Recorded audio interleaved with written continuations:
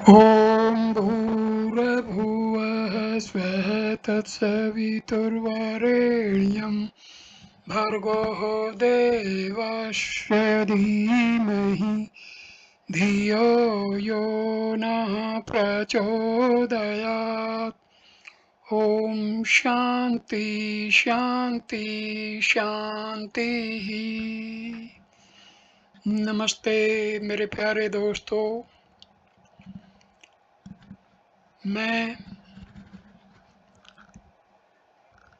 वेदांत अद्वैत वेदांत का बहुत ही प्राचीन और प्रसिद्ध ग्रंथ अष्टावक्र गीता का विस्तृत वर्णन और विवेचन करते हुए पहला वीडियो आपके कर कमलों में दे रहा हूँ। अष्टावक्र गीता अध्यात्म और आत्म विद्या का बहुत ही अद्भुत ग्रंथ है। पहला वीडियो हम शुरू करते हैं पहले श्लोक से। जनक उवाच। ये श्लोक महाराजा जनक ने अपने गुरु के सामने बोला है। जनक उवाच। कथम ज्ञानम वाप्नोति कथम मुक्तिर्भविष्यति वैराग्यम च कथम प्राप्तम तद ब्रूहि मम प्रभो।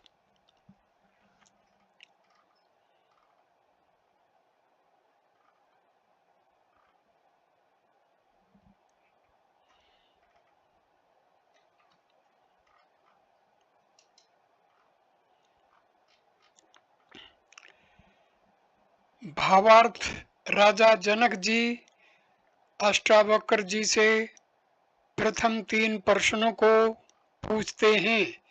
पहला प्रश्न, हे प्रभु, पुरुष आत्मज्ञान को कैसे प्राप्त होता है?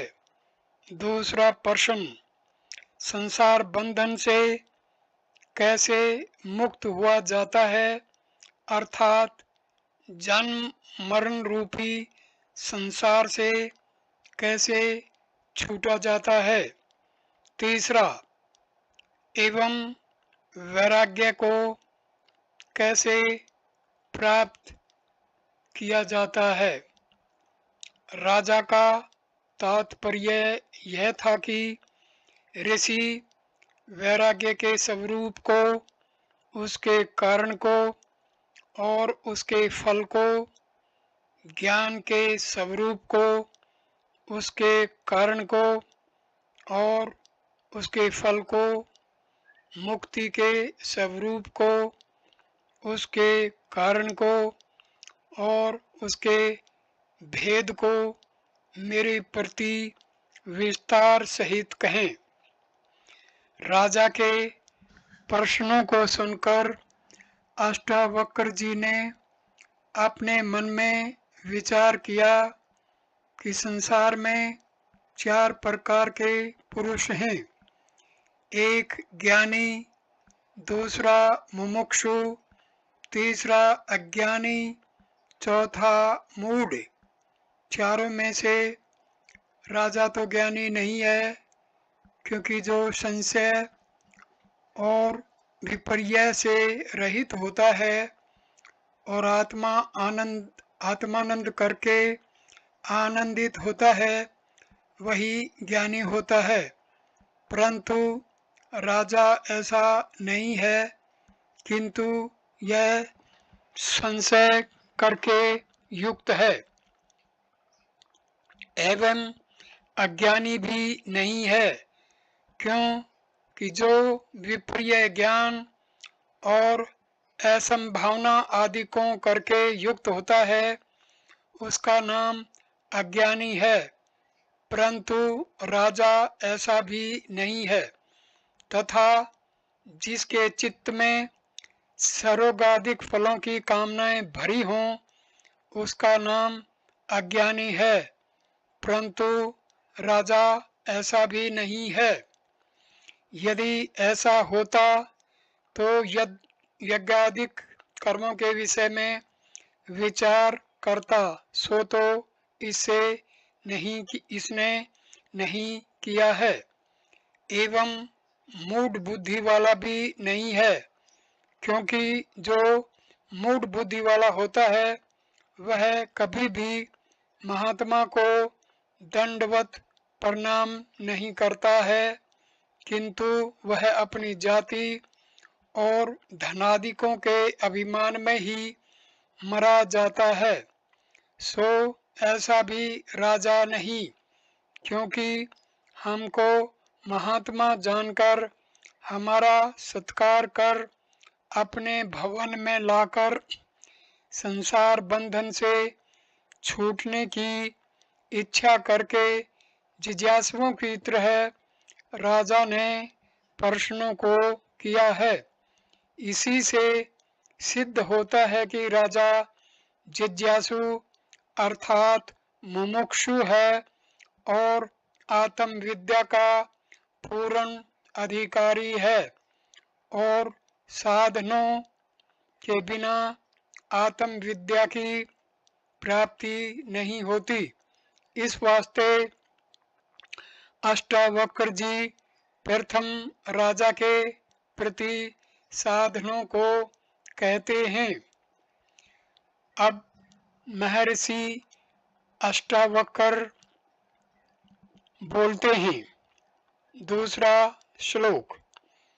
मुक्तिम इच्छसि चेतात विषयान विसर्त्यज्य अक्स्मार्जुवद यातोस सत्यम पीयूषवदमज। इस श्लोक का भावार्थ।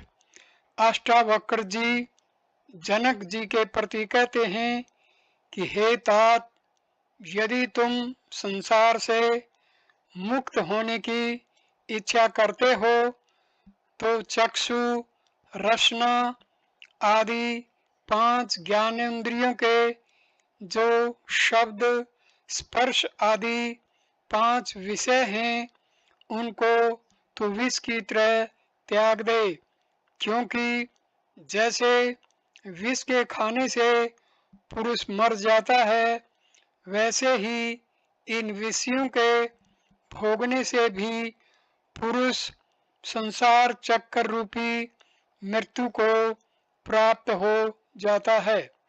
इसलिए मुमुक्षु को प्रथम इनका त्याग करना आवश्यक है, और इन विषयों के अत्यंत भोगने से रोग आदि उत्पन्न होते हैं और बुद्धि भी मलिन होती है, एवं सार और असार वस्तु का विवेक नहीं रहता। इसलिए ज्ञान के अधिकारी को अर्थात मुमुक्षु को इनका त्याग करना ही मुख्य कर्तव्य है। प्रश्न। हे भगवान, विषय भोग के त्यागने से शरीर नहीं रह सकता है, और जितने बड़े बड़े ऋषि, राज ऋषि हुए हैं उन्होंने भी इनका त्याग नहीं किया है, और वे आत्मज्ञान को प्राप्त हुए हैं और भोग भी भोगते रहे हैं। फिर आप हमसे कैसे कहते हैं कि इनको त्यागो? ये प्रश्न महाराजा जनक ने महर्षि अष्टावक्र के सामने कहा। अब महर्षि अष्टावक्र इस प्रश्न का समाधान करते हुए क्या कहते हैं, सुनिए। उत्तर। अष्टावक्र जी कहते हैं कि हे राजन, आपका कहना सत्य है एवं स्वरूप से विषय भी नहीं त्यागे जाते हैं, परंतु इनमें जो अति आसक्ति है, अर्थात 5 विषयों में से किसी एक के अप्राप्त होने से चित्त की व्याकुलता होना और सदैव उसी में मन का लगा रहना आसक्ति है, उसके त्याग का नाम ही विषयों का त्याग है। एवं जो प्रारब्ध भोग से प्राप्त हो उसी में संतुष्ट होना, लोलुप न होना और उनकी प्राप्ति के लिए असत्य भाषण आदि का न करना, किंतु प्राप्ति काल में उनमें दोष दृष्टि और ग्लानि होनी और उसके त्याग की इच्छा होनी और उनकी प्राप्ति के लिए किसी के आगे दीन न होना, इसी का नाम वैराग्य है। यह जनक जी के एक प्रश्न का उत्तर हुआ। अब महाराजा जनक अगला प्रश्न पूछते हुए कहते हैं, हे भगवान, संसार में नंगे रहने को भिक्षा मांगकर खाने वाले को लोग वैराग्यवान कहते हैं और उसमें जड़ भरत आदि के दृष्टांत को देते हैं। आपके कथन से लोगों का कथन विरुद्ध पड़ता है। अब महर्षि अष्टावक्र महाराजा जनक की शंका का समाधान करते हुए इसका उत्तर देते हैं।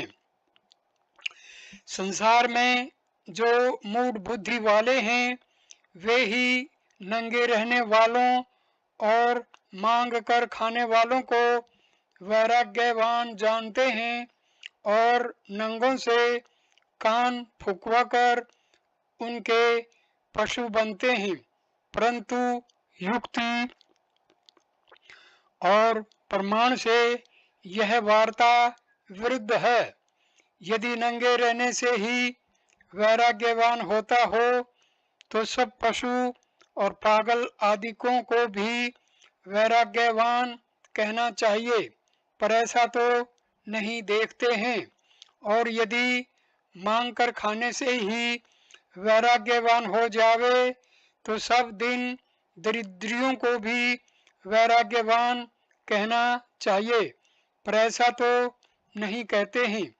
इन्हीं युक्तियों से सिद्ध होता है कि नंगा रहने और मांग कर खाने वाले का नाम वैराग्यवान नहीं।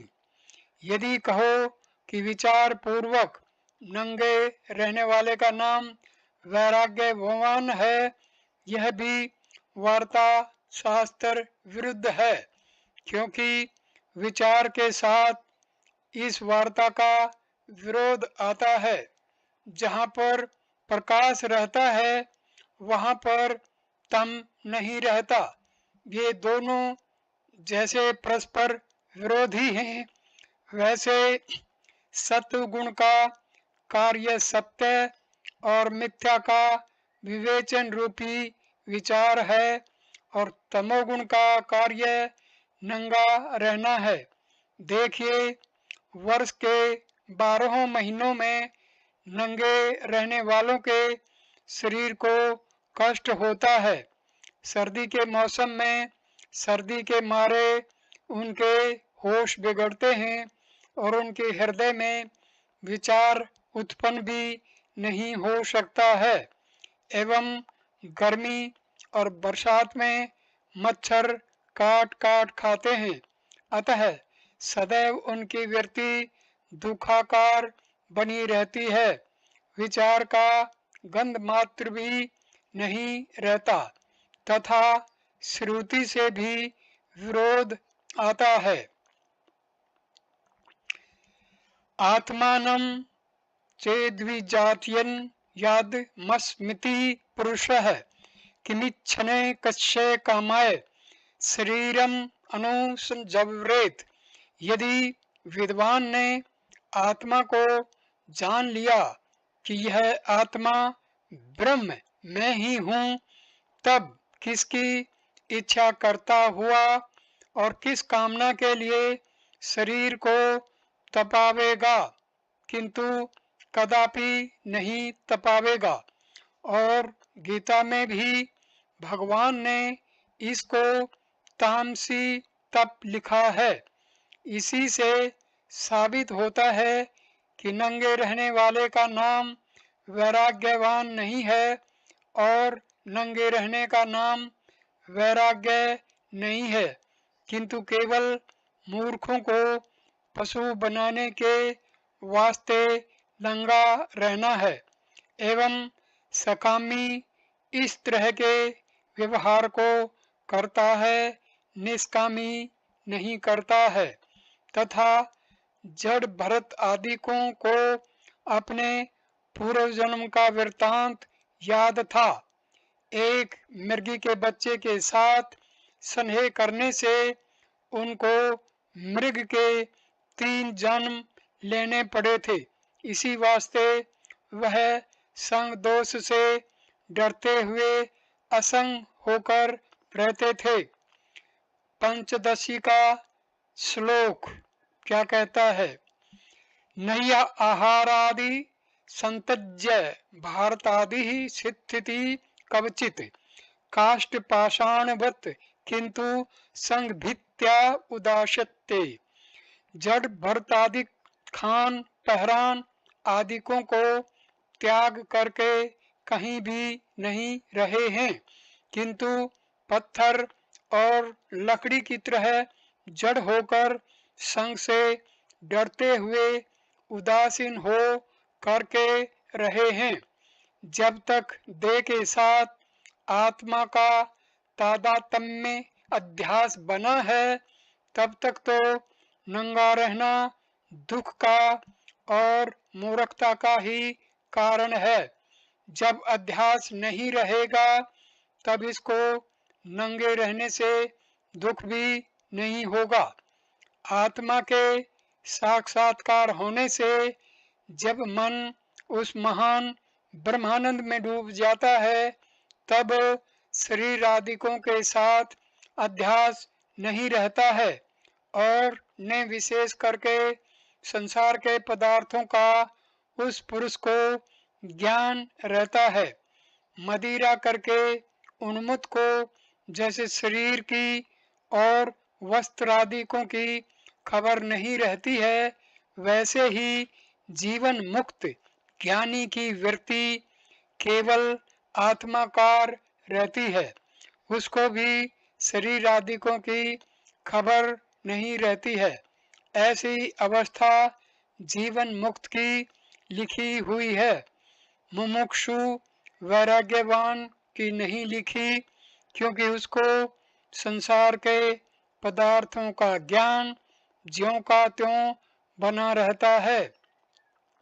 संसार के पदार्थों में दोष दृष्टि और गिलानी का नाम ही वैराग्य है और खोटे पुरुषों के संग से डरकर महात्माओं का संग करने वाला अक्षमा, कोमलता, दया और सत्य भाषणादिक गुणों को अमृतवत पान करने अर्थात धारण करने वाले का नाम वैराग्यवान है और वही ज्ञान का अधिकारी है।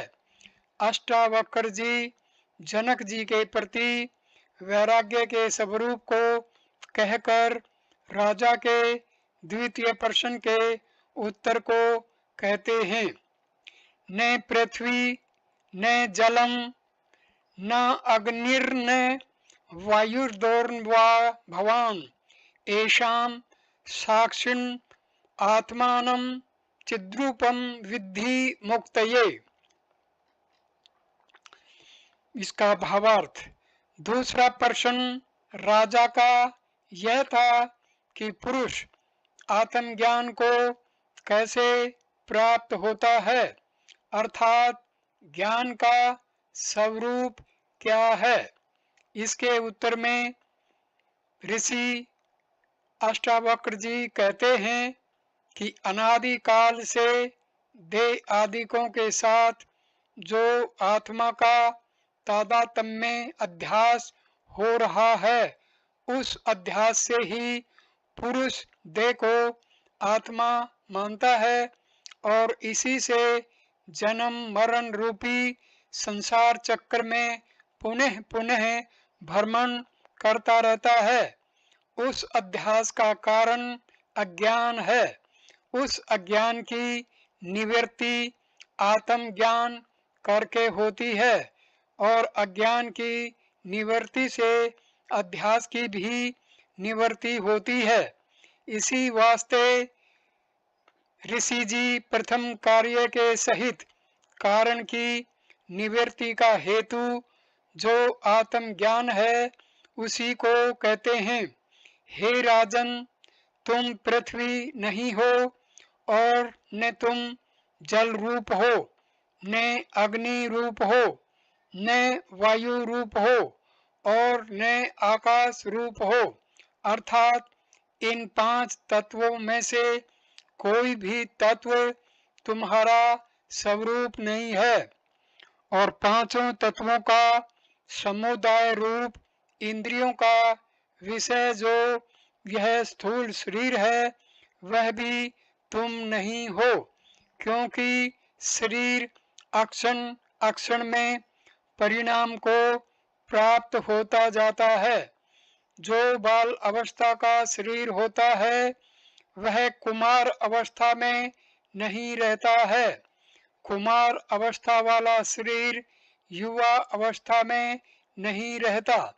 युवा अवस्था वाला शरीर वृद्ध अवस्था में नहीं रहता और आत्मा सब अवस्थाओं में एक ही ज्यों का त्यों रहता है। इस वास्ते युवा और वृद्धावस्था में प्रत्यभिज्ञा ज्ञान भी होता है, अर्थात पुरुष कहता है कि मैंने बाल्यावस्था में माता और पिता का अनुभव किया, कुमारावस्था में खेलता रहा, युवा अवस्था में स्त्री के साथ शयन किया। अब देखिए अवस्थाएं सब बदली जाती हैं पर अवस्था का अनुभव करने वाला आत्मा नहीं बदलता, किंतु एक रस ज्यों का त्यों ही रहता है। यदि अवस्था के साथ आत्मा भी बदलता जाता तब प्रतिभिज्ञा ज्ञान कदापि न होता, क्योंकि ऐसा नियम है कि जो अनुभव का कर्ता होता है वही स्मृति और प्रतिभ्यगा का भी कर्ता होता है। दूसरे के देखे हुए पदार्थों का स्मरण दूसरे को नहीं होता है। इसी से सिद्ध होता है कि आत्मा देह आदिकों से भिन्न है और देह आदिकों का साक्षी भी है। जो देह आदिकों से भिन्न है और देह आदिकों का साक्षी भी है। हे राजन, उसी चिद्रूप को तुम अपना आत्मा जानो। जैसे घर वाला पुरुष कहता है मेरा घर है, पलंग है और मेरा बिछौना है, और वह पुरुष घर और पलंग आदि से जैसे जुदा है, वैसे पुरुष कहता है यह मेरा शरीर है, ये मेरे इंद्रियादिक हैं। जो शरीर और इंद्रियों का अनुभव करने वाला आत्मा है वह शरीर इंद्रियादिकों से भिन्न है और उनका साक्षी है।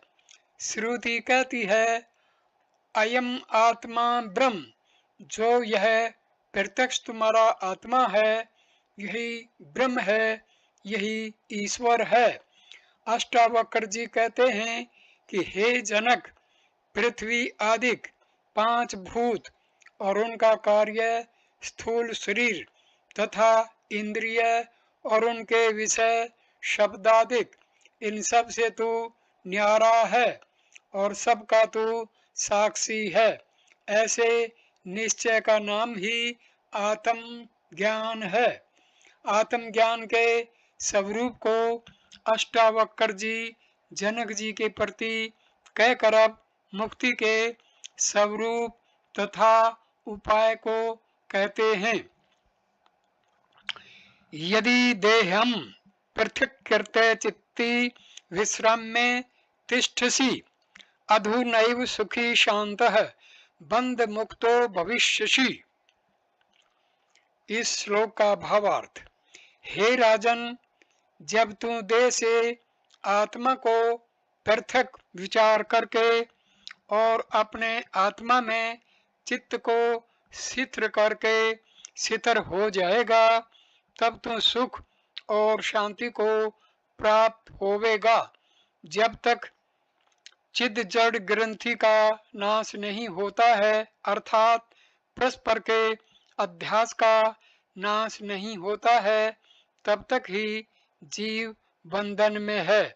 जिस काल में अध्यास का नाश हो जाता है, उसी काल में जीव मुक्त होता है। शिव गीता में भी इस वार्ता को कहा गया है। शिव गीता का श्लोक 1, मोक्षस्य न हि वासो अस्ति निग्राम अंतरमेव वा अज्ञान हृदय ग्रंथि नाशो मोक्ष इति स्मृतः है। मोक्ष का किसी लोकांतर में निवास नहीं है और न किसी ग्रह या ग्राम के भीतर मोक्ष का निवास है, किंतु चिद जड़ ग्रंथि का नाश ही मोक्ष है। अर्थात जड़ चेतन का जो परस्पर अध्यास है, उस अध्यास करके जो जड़ अंतःकरण के कर्तृत्व भोक्तृत्व आदिक धर्म हैं, वे आत्मा में प्रतीत होते हैं, एवं आत्मा के जो चेतनता आदिक धर्म हैं, वे भी अग्नि में तपाए हुए लोह पिंड की तरह अंतःकरण में प्रतीत होने लगते हैं।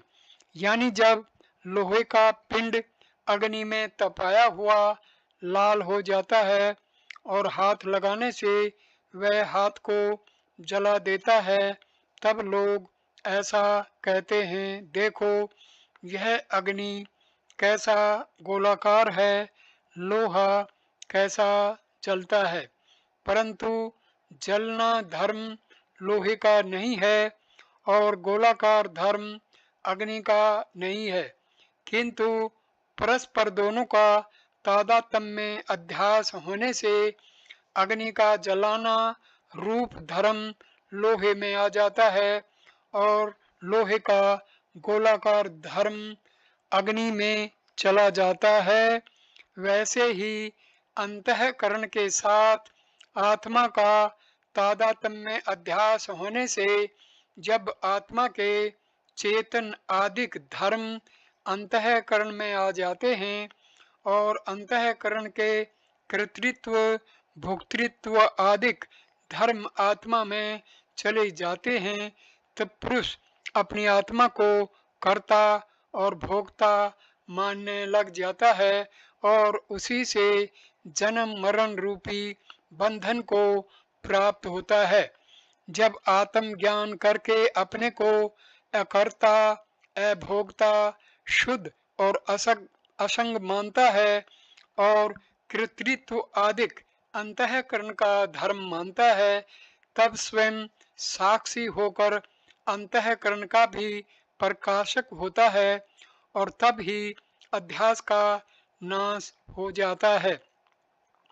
अध्यास के नाश का नाम ही मुक्ति है। इसके अतिरिक्त मुक्ति कोई वस्तु नहीं है। जनक जी कहते हैं कि हे भगवान, न्यायिक एवं भी आत्मा को कर्ता भोक्ता और सुख दुख आदि धर्मों वाला मानते हैं। एवं पुरुष भी कहता है मैं करता हूँ, अर्थात यज्ञादिक कर्मों का कर्ता और उनके फलों का भोक्ता भी अपने को मानता है। तब फिर यह जीवात्मा अकर्ता और अभोक्ता होकर मुक्त कैसे हो सकती है? इसके उत्तर को महर्षि अष्टावक्र जी कहते हैं। 5वां श्लोक। ने त्वं विप्र आदि को वर्णो न आश्रमी नाक्ष गोचरः असंगो असि निराकरो विश्व साक्षी सुखी भव। इस श्लोक का भावार्थ। निराकार सच्चिदानंद रूप एक ही निर्गुण आत्मा सर्वत्र व्यापक है।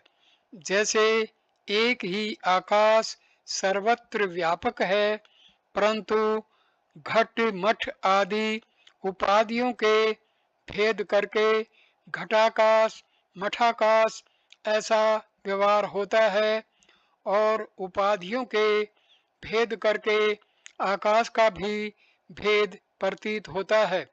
वास्तव में आकाश का भेद नहीं है। वैसे एक ही व्यापक आत्मा का अंतःकरण रूपी उपाधियों के भेद करके भेद प्रतीत होता है।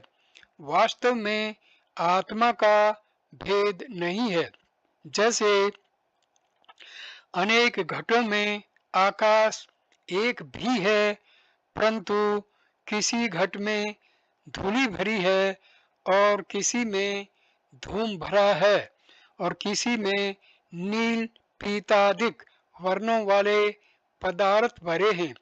उन धूली आदिकों के साथ यद्यपि कोई आकाश का वास्तविक संबंध नहीं है, तथापि धूल आदिकों वाला प्रतीत होता है। वैसे आत्मा का भी अंतःकरण और उसके धर्मों के साथ कोई वास्तविक संबंध नहीं है, तथापि परस्पर के अध्यास से वह सुख दुख आदि धर्मों वाला प्रतीत होता है।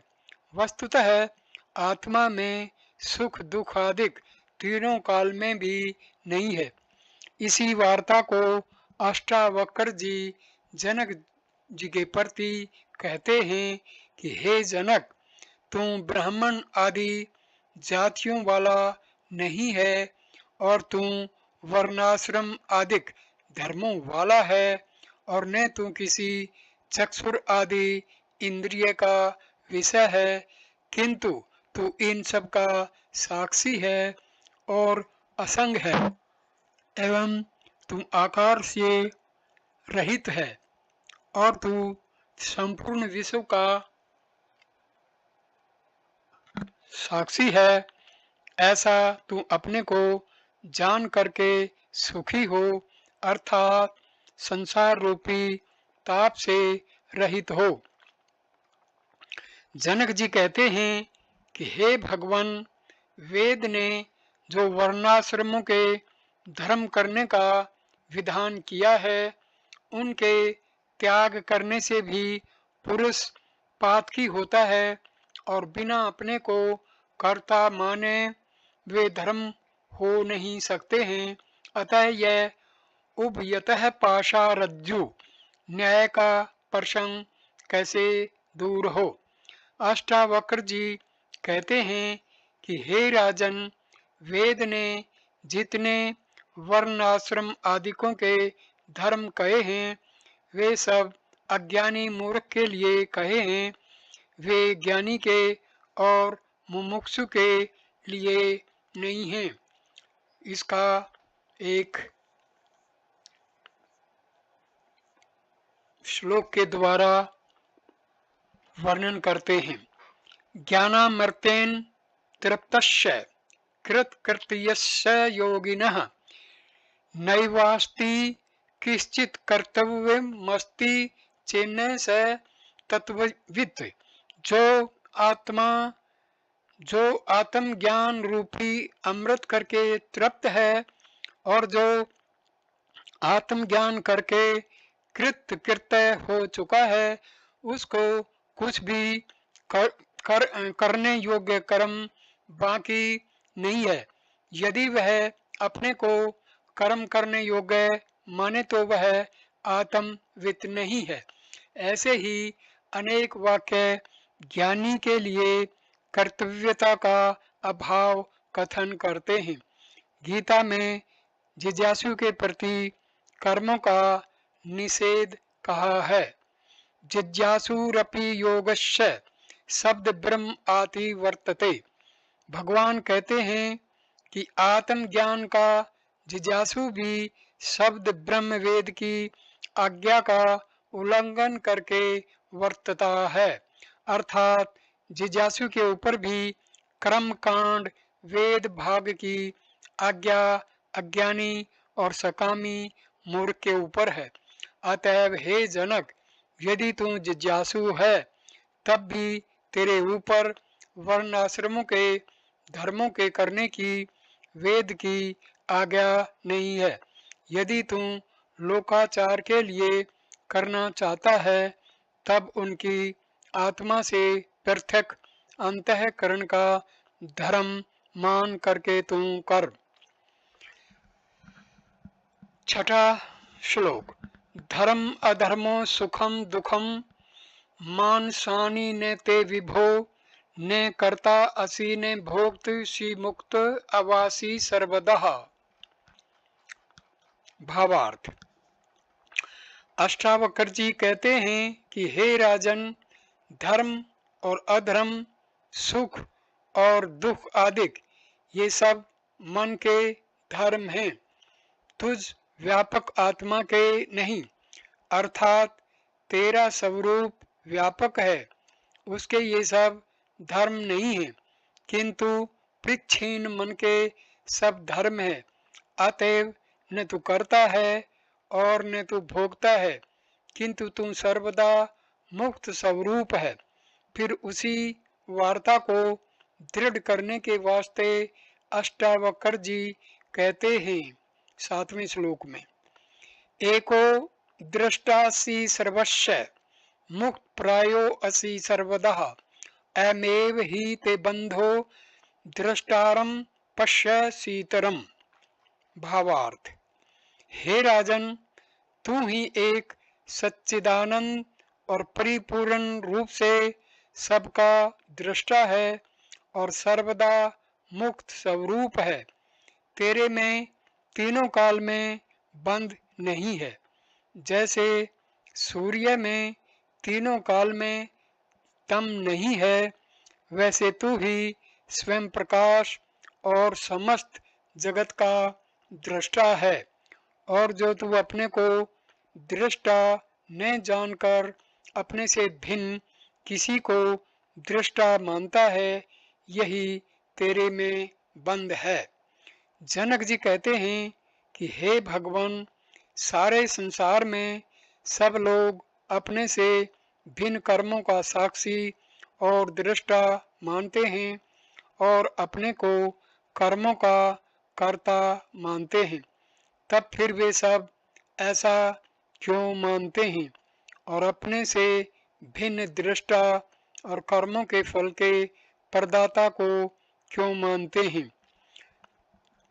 अष्टावक्र जी इसका उत्तर देते हुए कहते हैं कि जो संसार में अज्ञानी मूर्ख हैं, वे अपने से भिन्न दृष्टा को और कर्मों के फल प्रदाता को मानते हैं और अपने कर्मों का कर्ता और फल का भोक्ता मानते हैं।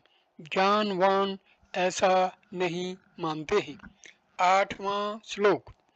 अहम कर्तेत्य अहम मानम हा कृष्णादि दंशति न अहम कर्तेति विश्वासामृतम पीत्वा सुखी भव। भावार्थ। हे जनक, अहम कर्ता में इस कर्म का करता हूँ एवं मैं इसके फल को भोगूंगा। यह जो अहंकार रूपी काला सर्प है, इसी करके डसा हुआ सारा संसार जन्म मरण रूपी चक्कर में पड़कर भटकता रहता है और तू भी इस अहंकार रूपी सर्प करके डसा हुआ अपने को कर्ता और भोक्ता मानता है। उस अहंकार रूपी सर्प के विष के उतारने के लिए ना अहम करता मैं करता नहीं हूँ, जब ऐसे निश्चय रूपी अमृत को तू पान करेगा तब तू सुखी होवेगा, अन्यथा किसी प्रकार से भी तू सुखी नहीं हो सकता। जनक जी कहते हैं कि पूर्वोक्त अमृत को मैं कैसे पान करूं? इसके उत्तर में कहते हैं, अब महर्षि का उत्तर 9वें श्लोक में मिलता है। एको विशुद्ध बुद्धो है मिति निश्चय वही न प्रज्वाल्या ज्ञान गहनम वीत शोक है सुखी भव। भावार्थ, अष्टावक्र जी कहते हैं कि हे जनक, तू इस प्रकार के निश्चय रूपी अमृत को पी करके मैं एक हूँ अर्थात सजातीय विजातीय स्वगत भेद से रहित हूँ, क्योंकि एक वृक्ष का जो वृक्षांतर से भेद है वह सजातीय भेद कहा जाता है और वृक्ष का जो घटा आदिकों से भेद है उसका नाम विजातीय भेद है और वृक्ष का जो अपने शाखा आदिकों से भेद है वह स्वगत भेद कहा जाता है। यह आत्मा तो ऐसा नहीं है, क्योंकि एक ही आत्मा सारे जगत में व्यापक है, वह पारमार्थिक सत्ता वाला है और नित्य है। इसके अतिरिक्त कोई दूसरा ऐसा नहीं है। इस वास्ते आत्मा में सजातीय भेद नहीं है और परिच्छिन्न व्यवहारिक सत्ता वालों में सजातीय भेद रहता है और आत्मा से भिन्न कोई भी पदार्थ पारमार्थिक सत्ता वाला नहीं है। अतएव आत्मा से भिन्न सब मिथ्या हैं, क्योंकि कहा गया है ब्रह्म भिन्नम सर्वम मिथ्या ब्रह्म भिन्नत्वात्। ब्रह्म से भिन्न सारा जगत ब्रह्म से पृथक होने के कारण शक्ति में रजत की तरह मिथ्या है। इस अनुमान प्रमाण से जगत का मिथ्यात्व सिद्ध होता है और इसी से आत्मा में विजातीय भेद भी नहीं है। आत्मा निश्चय है, इस वास्ते उसमें स्वगत भेद भी नहीं है, क्योंकि स्वगत भेद सावयव पदार्थों में होता है। आत्मा देश काल और वस्तु के परिच्छेद से रहित है, क्योंकि देश काल और वस्तु का परिच्छेद परिच्छिन्न पदार्थ में ही रहता है, व्यापक में नहीं रहता। जो वस्तु किसी काल में हो और किसी काल में न हो वह वस्तु काल परिच्छेद वाली कहलाती है। ऐसे घटपटादिक पदार्थ ही हैं। आत्मा तो तीनों कालों में एक सा ज्यों का त्यों बना रहता है। इस वास्ते काल परिच्छेद से आत्मा रहित है। जो वस्तु एक देश में हो और दूसरे देश में न हो वह देश परिच्छेद वाली कहलाती है। ऐसे घटपटादिक पदार्थ ही हैं। आत्मा तो सब देश में है, इस वास्ते वह देश परिच्छेद से भी रहित है। जो एक वस्तु दूसरी वस्तु में न रहे वह वस्तु परिच्छेद कहलाता है। जैसे घट पट में नहीं रहता है और पट घट में नहीं रहता है, परंतु आत्मा सब पदार्थों में ज्यों का त्यों एक रस रहता है। इस वास्ते वह वस्तु परिच्छेद से भी रहित है। हे जनक, जो देश काल और वस्तु परिच्छेद से रहित, नित्य और व्यापक है, वह एक ही सिद्ध होता है और वही तेरा आत्मा है। अतएव हे राजन, तू ऐसा निश्चय कर ले कि मैं ही सर्वज्ञ व्यापक हूँ और सजातीय विजातीय सबकत भेद से रहित हूँ और विशेष करके शुद्ध हूँ, अर्थात अविद्या आदिक मल मेरे में नहीं है। जब तुम ऐसे निश्चय रूपी अग्नि को प्रज्वलित करके अज्ञान रूपी वन को भस्म कर देगा, तो फिर जन्म मरण रूपी शोक से रहित होकर परमानंद को प्राप्त होवेगा। जनक जी कहते हैं कि हे महाराज, पूर्वोक्त निश्चय करने से भी तो जगत सत्य ही दिखाई पड़ता है। इसकी निवृत्ति अर्थात अभाव स्वरूप से कदापि नहीं होती है और जब तक इसका अभाव न हो तब तक शोक से रहित होना कठिन है। 10वां श्लोक। यत्र विश्व इदं भाति कल्पितं रज्जु सर्पवत् आनंद परमानंद स बोधसत्वं सुखम चरः। भावार्थ। अष्टावक्र मुनि समझाते हुए कहते हैं कि हे राजन, जिस ब्रह्म आत्मा में यह जगत रज्जु में सर्प की तरह कल्पित प्रतीत होता है, वह आत्मा आनंद स्वरूप है। जैसे रज्जु के अज्ञान करके मंद अंधकार में रज्जु ही सर्प रूप प्रतीत होती है या रज्जु में सर्प प्रतीत होता है, वास्तव में न तो रज्जु सर्प स्वरूप है और न रज्जु में सर्प है और न रज्जु में सर्प पूर्व था, न आगे होवेगा और न वर्तमान काल में है, किंतु रज्जु के अज्ञान करके और मंद अंधकार आदि सहकारी कारणों द्वारा पुरुष को भ्रांति से रज्जु में सर्प प्रतीत होता है और उसी मिथ्या सर्प को देख करके पुरुष भागता, गिर पड़ता और डरता है। जब कोई रज्जु का ज्ञाता उससे कहता है कि यह सर्प नहीं है किंतु रज्जु यानी रस्सी है, इसको तू क्यों डरता है, तब उसके भ्रम और भय आदि सब दूर हो जाते हैं।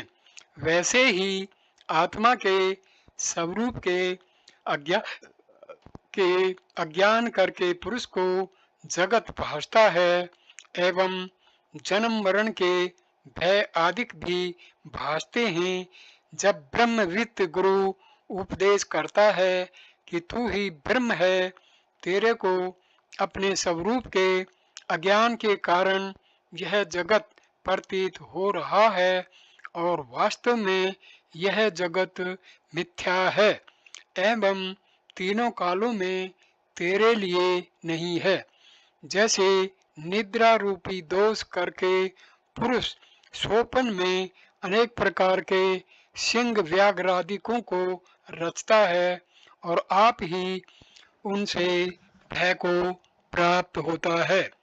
जब निद्रा दूर हो जाती है तब उन कल्पित सिंह आदिकों का भी नाश हो जाता है। वैसे ही हे जनक, तेरे ही अज्ञान करके यह संपूर्ण जगत उत्पन्न हुआ है और जब तू अपने स्वरूप को यथार्थ रूप से जान लेवेगा तब जगत का भी अभाव हो जाएगा। प्रश्न। महाराजा जनक प्रश्न करते हैं महर्षि अष्टावक्र को, हे भगवान, यदि आत्म ज्ञान करके अज्ञान और अज्ञान के कार्य रूप जगत का नाश हो जाता तब तो अब तक जगत ने बना रहता, क्योंकि बहुत ज्ञानवान हो चुके हैं। उनमें से एक के ज्ञान करके कारण के सहित कार्य रूपी जगत का यदि नाश हो जाता, तब तो फिर अस्म आदिक सब जीव और वृक्षादिक सृष्टि भी न होती।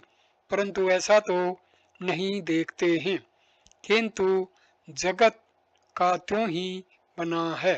तब फिर आप कैसे कहते हैं कि अज्ञान के नाश से जगत का नाश हो जाता है? इसका उत्तर महर्षि अष्टावक्र इस प्रकार देते हैं। अष्टावक्र जी कहते हैं कि हे राजन, जैसे जल की इच्छा करके पुरुष मरु मरीचिका के जल को देखकर उसके पास जाने का उद्योग करता है, परंतु जब आगे उसको जल नहीं मिलता है, तब किसी के बताने से जान लेता है कि यह भ्रम करके जो जल मुझे दिखाई देता था वह जल नहीं है।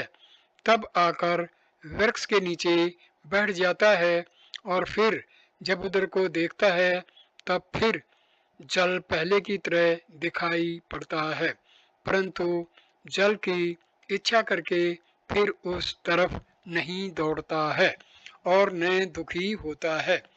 वैसा ही जिसको आत्म ज्ञान हुआ है और जिसने जान लिया है कि जगत मिथ्या है और भ्रम करके प्रतीत होता है, वह फिर दुखी नहीं होता है और न उसमें उसकी आसक्ति होती है, किंतु यावत जगत है उस सबको मिथ्या जानता है। उस मिथ्यात्व के निश्चय का नाम ही जगत का नाश है। यद्यपि स्वरूप से इसका कदापि नाश नहीं होता है, किंतु यह अथाह रूप से सदा बना ही रहता है। हे जनक, जिसने अपने आत्मा को सत्य चित्त और आनंद रूप करके जान लिया है, वह फिर जन्म मरण रूपी बंध को नहीं प्राप्त होता है। हे जनक, तू अपने को ही आनंद रूप और परमानंद बोध स्वरूप अर्थात ज्ञान स्वरूप जान और सुख से विचार। अब महाराजा जनक महर्षि वक्र अष्टावक्र से प्रश्न करते हैं, हे भगवान, अज्ञान एक है या अनेक हैं? महर्षि अष्टावक्र इसका उत्तर देते हुए कहते हैं, अज्ञान एक है। महर्षि महाराजा जनक का प्रश्न, जब अज्ञान एक है तब एक अज्ञान के नाश होने से उसके कार्य जगत का भी स्वरूप से ही नाश हो जाना चाहिए। महर्षि अष्टावक्र इसका उत्तर देते हुए कहते हैं, यद्यपि अज्ञान एक ही है, तथापि उसके कार्य तन्मात्रा और तन्मात्रा का कार्य अंतःकरण रूपी भाग अनंत हैं। जैसे आकाश एक है पर अनेक घट रूपी उपाधियों के साथ वह अनेक भेद को प्राप्त हो रहा है, और जब घट रूपी उपाधि नष्ट हो जाती है तब वही घटाकाश महाकाश में मिल जाता है।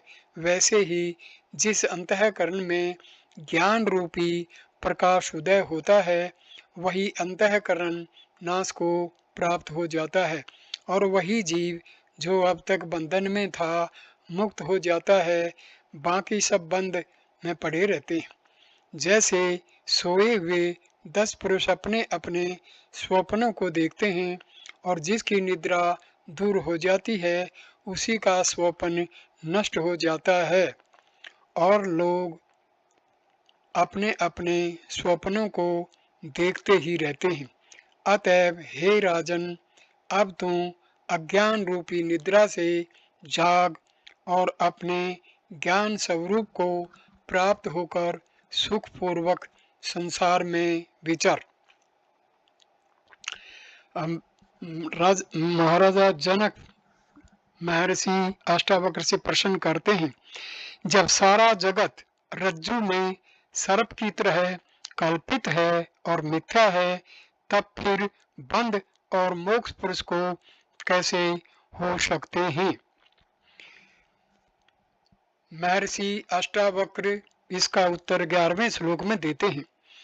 मुक्ताभिमानी मुक्तो ही बद्धा बद्धाभिमान्यपि किंवदंतीय सत्येयम या मति सा गति भवेत्। भावार्थ, हे जनक, बंध का कारण अभिमान है। ब्राह्मणो अहम, अक्षत्रियो अहम, वैश्यो अहम, शूद्रो अहम, अर्थात मैं ब्राह्मण हूँ, मैं अक्षत्रिय हूँ, मैं वैश्य हूँ, मैं शूद्र हूँ। जैसा जैसा जिसको अभिमान होता है वैसे वैसे वह कर्मों को करके उनके फलों का भोग करता है और एक जन्म से दूसरे जन्म को प्राप्त होता है और वही बंधायमान कहा जाता है।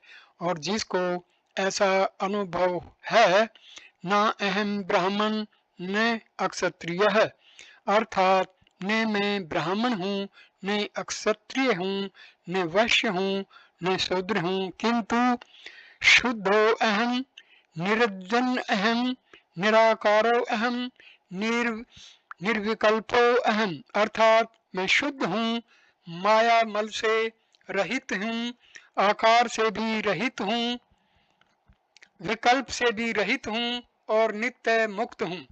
बंध और मोक्ष ये सब मन के धर्म हैं।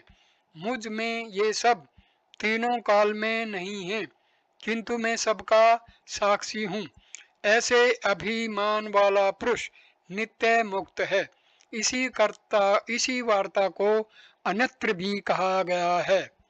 इस श्लोक में देह अभिमान दैपापम नत गधो वद कोटिभि प्रायश्चिद भावेक्षी निर्णाम गोवध कारिणाम, अर्थात जो देह के अभिमान से पुरुषों को पाप होता है वह पाप करोड़ों गौओं के वध करने से भी नहीं होता है, क्योंकि करोड़ों गौओं के वध करने वाले की शुद्धि के लिए शास्त्र में प्रायश्चित लिखा है।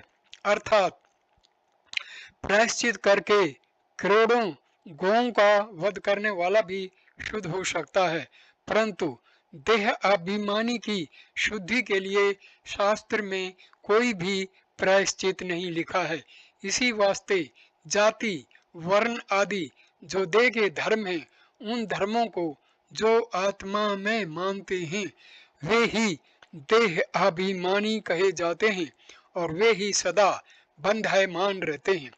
अर्थात और जो जाति वर्णों के धर्मों को आत्मा में नहीं मानते हैं किंतु अपनी आत्मा को असंग नित्य मुक्त और शुद्ध मानते हैं, वे नित्य ही मुक्त हैं। क्योंकि हे राजन, शास्त्रों में दो दृष्टि कही गई है, एक तो शास्त्र दृष्टि, दूसरी लौकिक दृष्टि। शास्त्र दृष्टि से तो देह आदि के चरम के अभिमानी का नाम ही चमार है, क्योंकि अपने को चरम का अभिमानी मानता है। देहो अहम, और जो चरम के अभिमान से रहित हैं वही अपने को देह आदिकों से भिन्न नित्य शुद्ध और बुद्ध मानता है, वही मुक्त है। एवं लोग भी कहते हैं कि जैसी जिसकी मति अर्थात बुद्धि अंतकाल में होती है वैसी ही उसकी गति होती है, अर्थात जैसा जिसका निश्चय होता है वैसा ही उसको फल प्राप्त होता है। अतएव हे राजन, तू भी अपने को शुद्ध बुद्ध और मुक्त रूप निश्चय कर। जनक जी कहते हैं कि हे भगवान, जीवात्मा को जो बंध और मोक्ष हैं वे दोनों वास्तव में हैं या अवास्तविक हैं। यदि बंध वास्तव में हो तब तो उसकी निवृत्ति कदापित नहीं होनी चाहिए। यदि मोक्ष ही वास्तविक हो तो जीव को बंध कदापित नहीं होना चाहिए। इस शंका के उत्तर को आगे वाले वाक्य करके अष्टावक्र जी कहते हैं। 12वां श्लोक। आत्मा साक्षी विभु पूर्ण एको मुक्त मुक्तश्चिक्रियः असंगो निस्पृह शांतो भरमा असंसारवानिवः। भावार्थ, हे जनक, बंध और मोक्ष दोनों अवास्तविक हैं और केवल अपने स्वरूप की अज्ञानता से देह आदिकों में अभिमान करके जीव अपने को बंधाय मान करके मुक्त होने की इच्छा करता है। वास्तव में न उसमें बंध है न मोक्ष है। जीव आत्मा है, एक है, पूर्ण है, मुक्त है, असंग है, निष्प्रह है और शांत है। भ्रम करके संसार वाला भान होता है। वास्तव में उसमें संसार तीनों कालों में नहीं है। इसमें एक दृष्टांत कहते हैं। एक पुरुष का नाम बेवकूफ था और उसकी स्त्री का नाम फजीती था। एक दिन उसकी स्त्री उसके साथ लड़ाई झगड़ा करके कहीं चली गई। तदंतर वह स्त्री खोजने के लिए जंगल में गया। वहां पर एक तपस्वी उसको मिला और उससे पूछा कि तू जंगल में क्यों घूमता है। उसने कहा कि मैं अपनी स्त्री को खोजता हूँ। तब उस तपस्वी ने कहा कि तुम्हारी स्त्री का क्या नाम है और तुम्हारा क्या नाम है। तब उसने कहा कि मेरा नाम बेवकूफ है और मेरी स्त्री का नाम फजीती है। तब उसने कहा, बेवकूफ को फजीतियों की क्या कमती है। जहाँ पर जावेगा वहाँ पर उस बेवकूफ को फजीती मिल जावेगी। दृष्टांत में जब तक जीव अज्ञानी मूर्ख बना है तब तक इसको जन्म मरण रूपी फजीतियों की क्या कमती है। जब ज्ञानवान होगा तब बंध से रहित हो जाएगा। जनक जी कहते हैं कि हे भगवान, न्यायिक लोग आत्मा का वास्तविक बंध मोक्ष मानते हैं, उनका मानना ठीक है या नहीं। अष्टावक्र जी कहते हैं कि हे राजन, न्यायिक आदिकों का कथन सर्वयुक्ति और वेद से विरुद्ध है। यदि आत्मा को वास्तविक बंध होता है तब उसकी निवृत्ति कदापि न होती और साधन भी सब विवृत हो जाते, पर ऐसा तो नहीं है, क्योंकि वेद इसकी निवृत्ति को लिखता है और आत्मा वास्तव में संसारी नहीं है। इसी में 10 हेतुओं को दिखाते हैं। एक, अहंकार आदि का भी आत्मा साक्षी है पर कर्ता नहीं है। दूसरा, आत्मा विभु अर्थात सर्व का अधिष्ठान है। दूसरा, आत्मा एक है अर्थात सजातीय और विजातीय स्वगत भेद से रहित है। चौथा, आत्मा मुक्त है अर्थात माया और माया के कार्य देह आदिकों से भी रहित है। पांचवा, आत्मा चित्त है अर्थात चैतन्य स्वरूप है। छठा, आत्मा अक्रिय है अर्थात चेष्टा से रहित है, क्योंकि परिच्छिन्न में चेष्टा अर्थात क्रिया होती है, व्यापक में नहीं होती। सातवां, आत्मा असंग है अर्थात संपूर्ण संबंधों से रहित है। आठवां, आत्मा निष्प्रह है अर्थात विषयों की अभिलाषा से भी रहित है। नौवां, आत्मा शांत है अर्थात प्रवृत्ति और निवृत्ति देह आदि अंतःकरण के धर्मों से रहित है। 10वां, आत्मा केवल भ्रम के कारण संसार वाला भाषित होता है। इन 10 हेतुओं करके आत्मा वास्तव में संसारी नहीं हो सकता। असंगो हयम पुरुष, यह आत्मा असंग है। न जायते म्रियते व कदाचित, अर्थात आत्मा वास्तव में न जन्म लेता है न मरता है। यह गीता वाक्य और अनेक श्रुति वाक्य भी आत्मा की असंगता में प्रमाण है।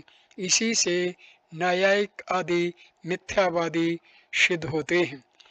मैं परिच्छिन्न हूँ, मेरे ये देह आदिक हैं, मैं सुखी हूँ, मैं दुखी हूँ।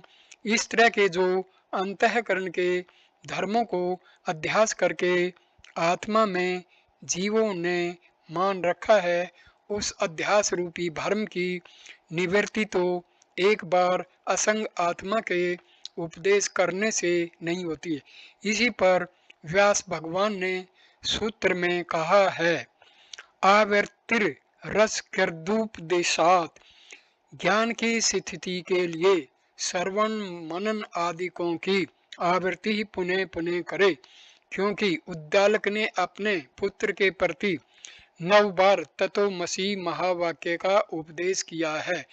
बारंबार श्रवणादिकों के करने से चित्त की वृत्ति विजातीय भावना का त्याग करके सजातीय भावना वाली होकर आत्माकार हो जाती है। इसी वास्ते जनक जी को पुनः पुनः आत्मज्ञान का उपदेश अष्टावक्र जी करते हैं। अब इस वीडियो को मैं यहीं विराम देता हूँ। दूसरा वीडियो हम 13वें श्लोक से शुरू करेंगे। वीडियो देखने के लिए धन्यवाद। नमस्ते, नमस्कार मेरे प्यारे दोस्तों।